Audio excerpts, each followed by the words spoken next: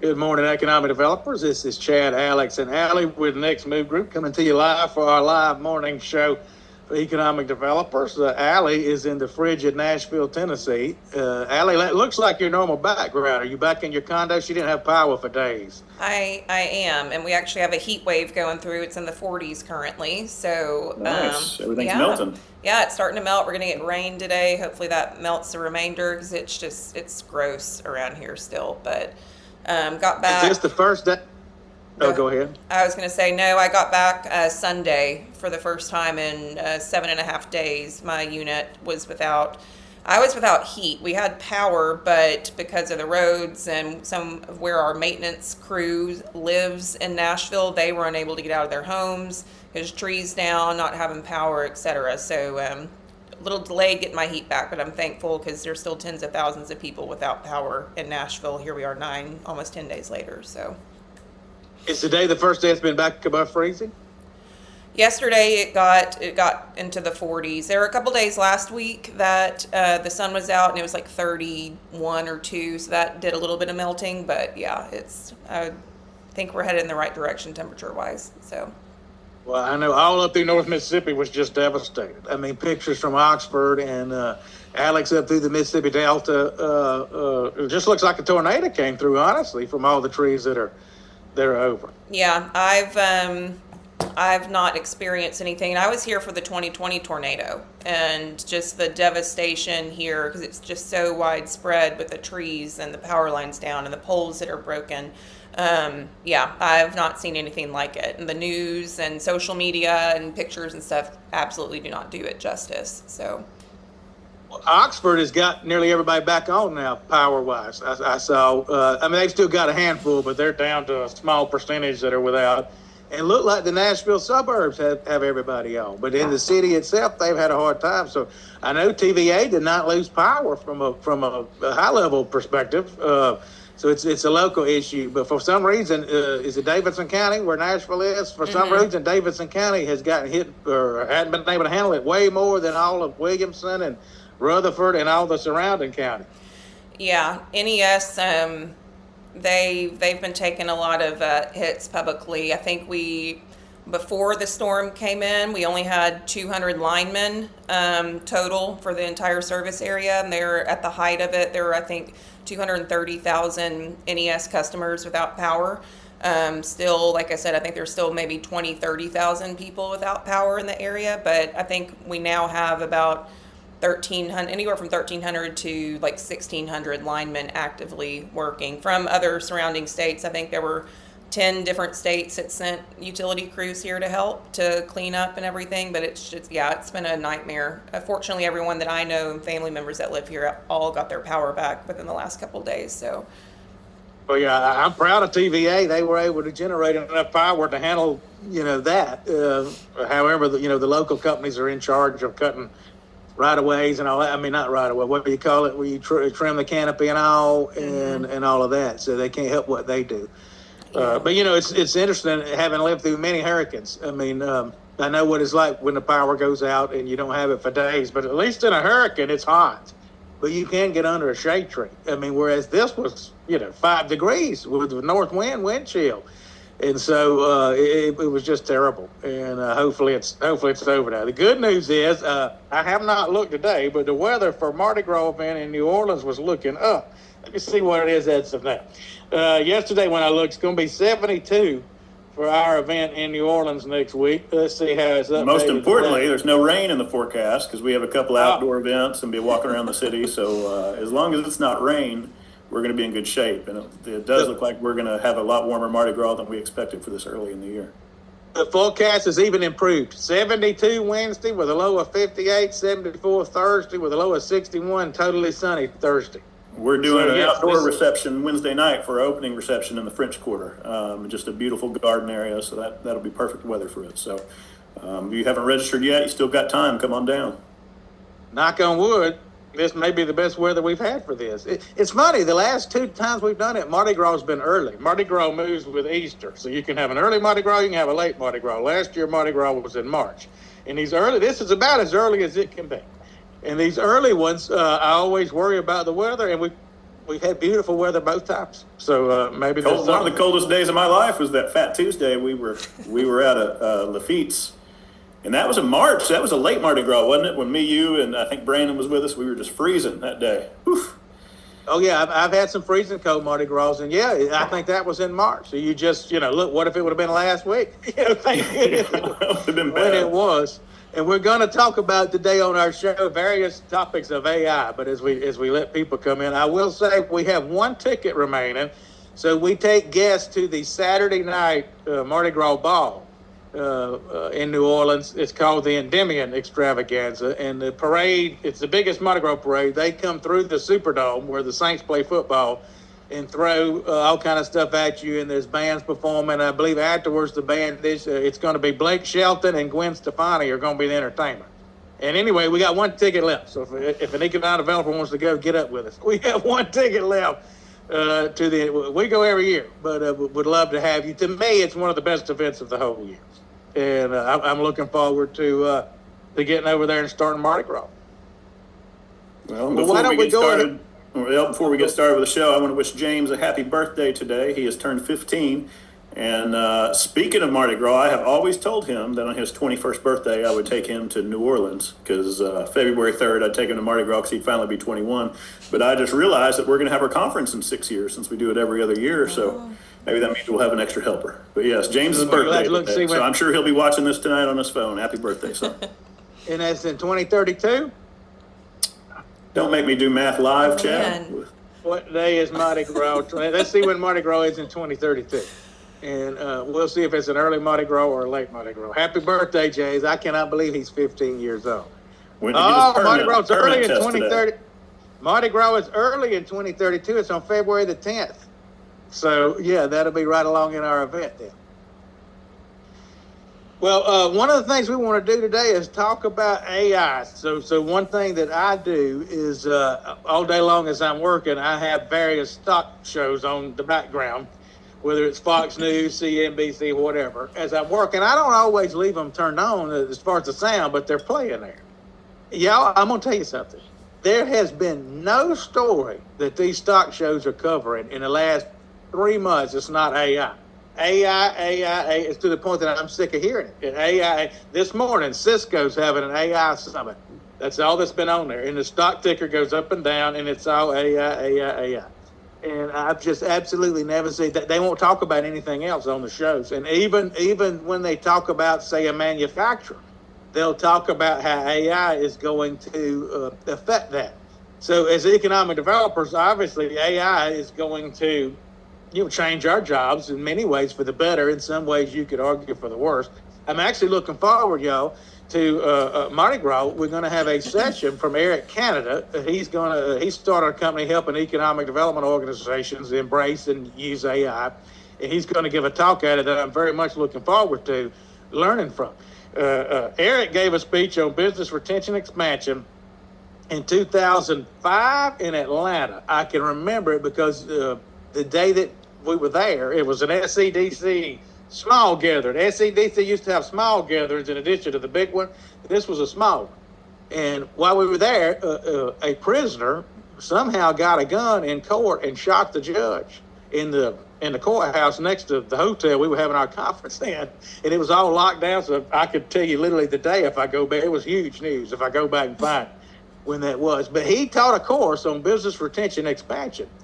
He used to have Synchronous, and that I used right up until the last day I did economic development before we started Next Move Group. So he's a great teacher. So I'm looking forward to his session. And I think Ray Methin's also going to talk about AI, as far as the use he has. But something across this morning that I saw in Tennessee, Senator Brent Taylor, so this is a Tennessee state senator from the Memphis area, has introduced a bill. He's sponsoring a bill that will use AI to identify unneeded regulations on Tennessee's books that needlessly hinder small business and economic development.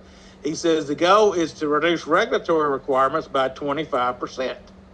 The bill, now I don't know if he has support for this bill, I don't know what, but I saw this morning. It says the bill establishes a 1-year AI-assisted regulatory review pilot administered by the Department of Finance Administration to help state agencies identify redundant, outdated, conflicting, or overly complex regulations.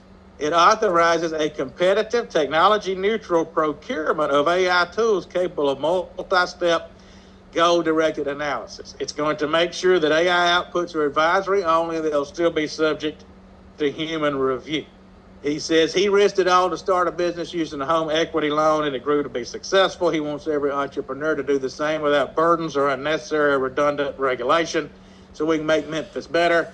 He says with crime being handled by the Memphis Safe Task Force and going down, he believes Memphis's best city days are ahead. Again, I have no idea. He's a Republican, so he's sponsoring this from the Republicans. The Republicans have the power in Tennessee, so I don't know if he has support for this or not.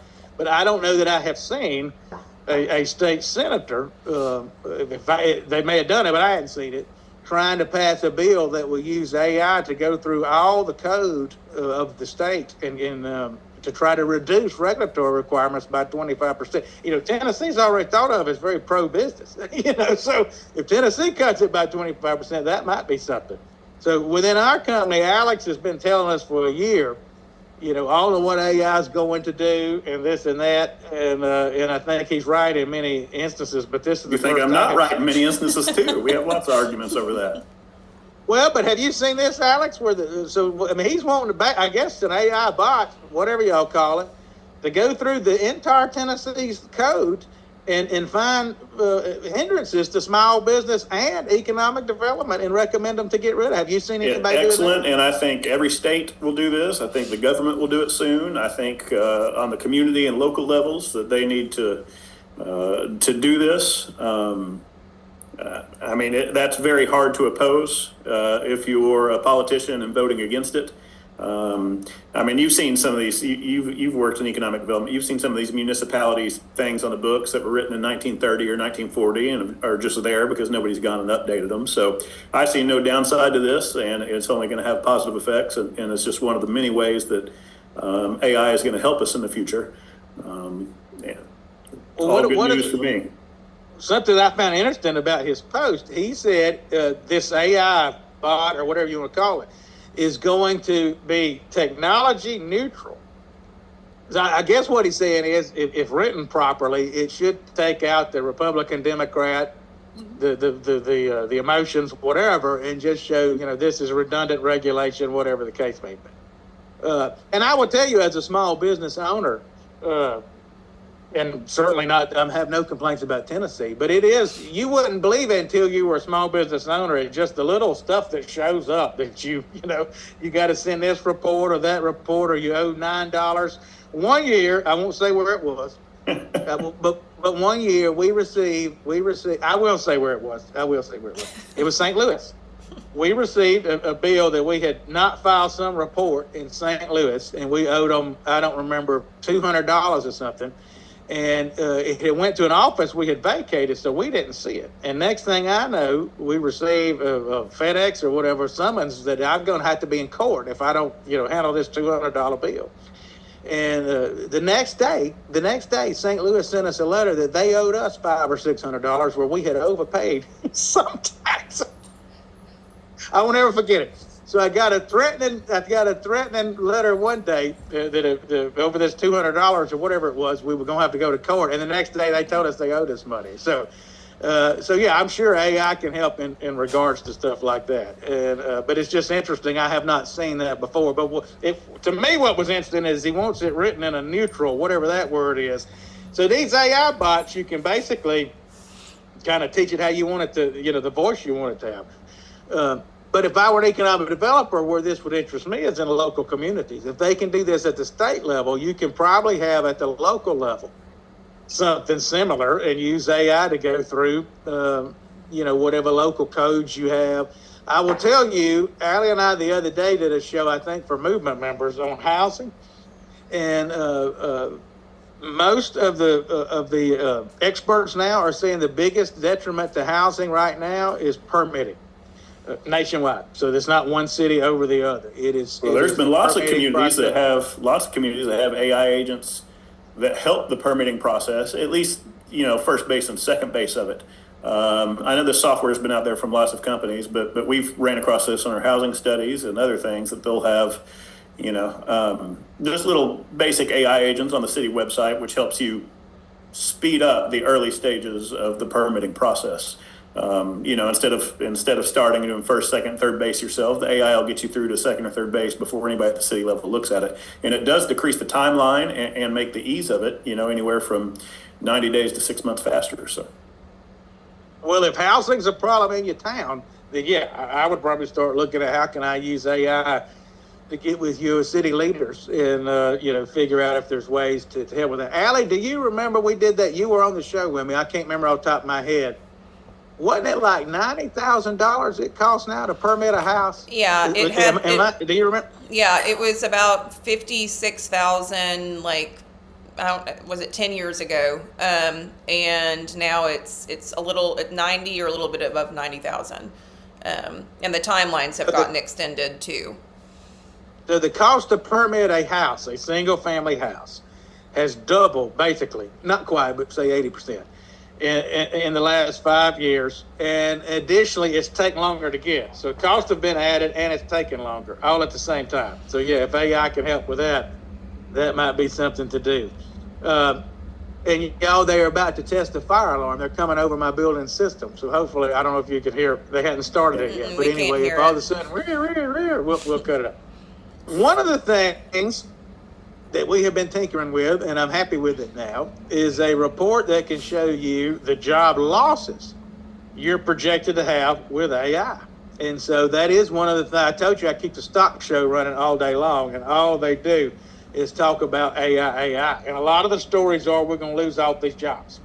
And so we got together and we've tinkered with it, and we basically have come up with a bit of a formula that can take what AI projects. If you just go in your town and ask AI what jobs are we going to lose because of you, in other words, it'll tell you what it thinks. I have found those to be too far out there. I have not found them to be realistic. I found them to be too far. As an example, we were doing a test, and one town was supposed to lose all its pest control jobs. I don't believe that. But if you listen to Grok, that's what you would have thought.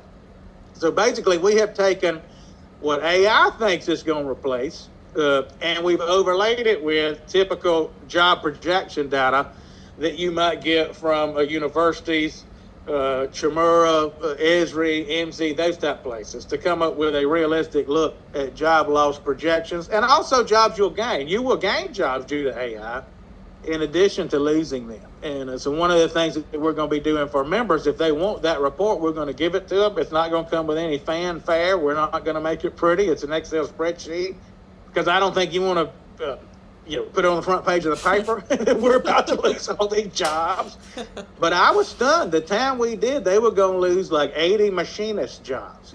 And you think to yourself, how is AI going to replace machining?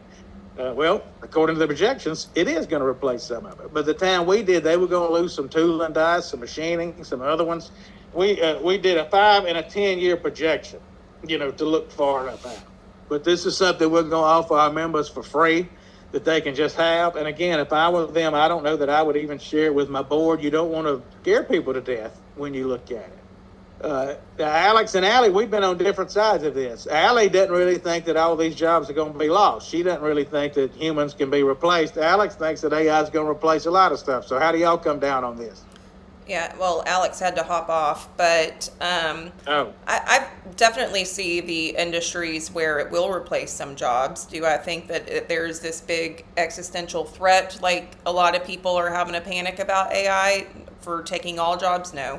But I can definitely see where it would streamline and make things a lot more efficient for some sectors. So, yeah, I think we're a far ways away, just based off my and your experience and our company's experience with AI on some of the projects that we utilize it for and haven't. So, yeah, I'm kind of middle of the road on it. I see the value in it, and I see where it can make things more efficient for companies and particular industries, just based off some of my experience. But I think those industries, those jobs that you want a human element for, I don't think those will ever be completely replaced. I think AI might help on the back end of those people that are still in those roles. But yeah, I think every industry will have a bit of AI that they're using it for, but it's not going to be this big exodus of humans in the workforce. So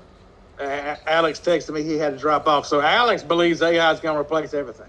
I mean, that's what he believes. And Allie and I, we have much more view that it is going to replace some stuff, but not nearly to the extent that it thinks. And some of my opinion is watching the stock shows. I have seen on the stock shows a backing off of the AI projections, for lack of a better word, or what all it's going to be able to do. I have seen a backing off of that. I think it was NVIDIA this week was kind of telling people to have more realistic expectations.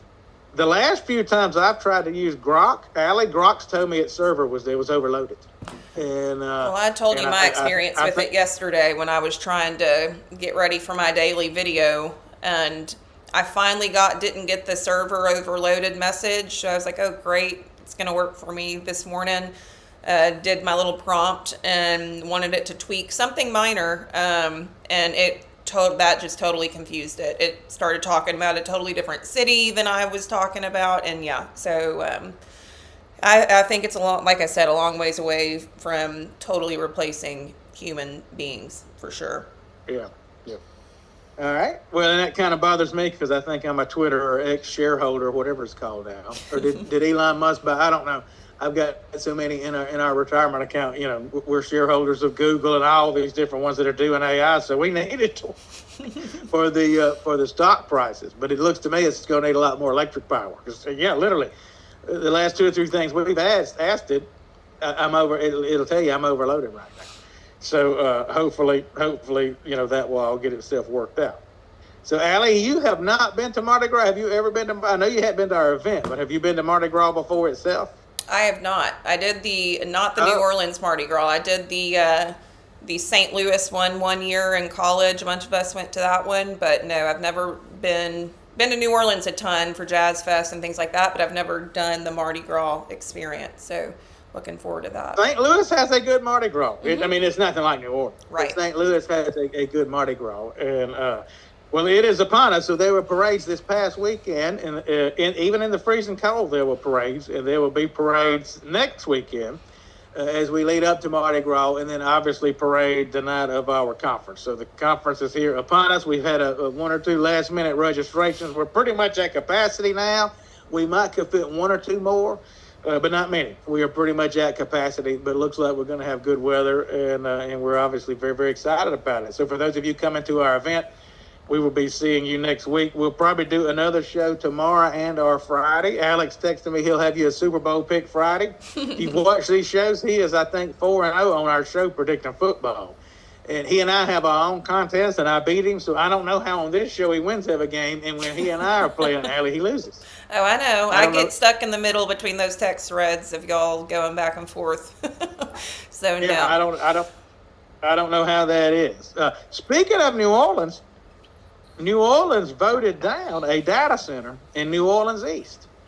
I know we're just talking about AI. Let me see if I can find an article on this to read to you. So New Orleans East is the area, if you've ever driven to New Orleans, when you're coming in on the I-10 from Slidell. You cross Lake Pontchartrain, you come through the east, the Chalmette area as you enter into the city of New Orleans. And the east was devastated by Hurricane Katrina. When you hear of a lot of obviously the whole city was, but I mean, New Orleans East was particularly devastated by Katrina. And so for years, city leaders have been trying to figure out how do we drive development to New Orleans East. It's all you hear. And when people run for office, they have a plan to grow New Orleans, and they have a New Orleans East plan. On January 28th, the New Orleans City Council voted to implement a 1-year moratorium on data centers, effectively blocking a proposed MS Solar Grid data project in New Orleans East. The ban, aimed at protecting residential areas from high energy consumption, forces a review of zoning regulations. And so this was a little stunning to me. I have seen Virginia towns. I think St. Charles, Missouri. There was one outside of Indianapolis too that was a big big one that they shot down. The community came together and said absolutely not. But that one, the council members and city didn't get involved. Just the community ran them out of town. That was a Google one, I believe. Well, this was stunning to me. This was one of the first acts. New Orleans has a new mayor, and this was one of the first acts under her. I mean, obviously she had to have council vote, but under her leadership, it looks like they've created an interim zoning district prohibiting data centers, blocking this, and I guess the neighbors argued over this was going to increase power cost and water availability. It says here. J.P. Morale, who's one of the city council members, said that they were concerned about water and power. So we got to have the data centers, folks. We got to have them. I mean, literally, you take a picture and it goes in a data center. This video we're doing right now will be in a data center somewhere at the end of the day. So we got to have them. So to me, it looks like, Allie, the data centers have got to, come up with a way to really convey the benefits they have, which are tremendous on the property tax. I mean, they can literally fund entire schools. Mm-hmm. And so I think, whereas 3 or 4 years ago, everybody wanted these $1 billion investments. I think now, for some reason, there's a tide turn. And I think the data centers are going to have to get together and really push a PR campaign of why they're good. And then obviously they have tremendously high paying jobs and other things. It just was stunning to me to see New Orleans East vote one down, because having lived in New Orleans since 2015, all you hear, there goes the fire alarm. I don't know if you can hear it. All you hear is, what we're going to do for the East, what we're going to do for the East, what we're going to do for the East. And then voted down a $1 billion project. So, yeah. Allie, let me get off here. They're starting this fire alarm and it's going to drive y'all crazy. But yeah, I can't anyway, hear it, but yeah. We look forward to seeing those of you in New Orleans that are coming to Mardi Gras. And again, we have one ticket left to the Saturday night Endymion Mardi Gras Ball. If anybody would like to go, feel free to text us.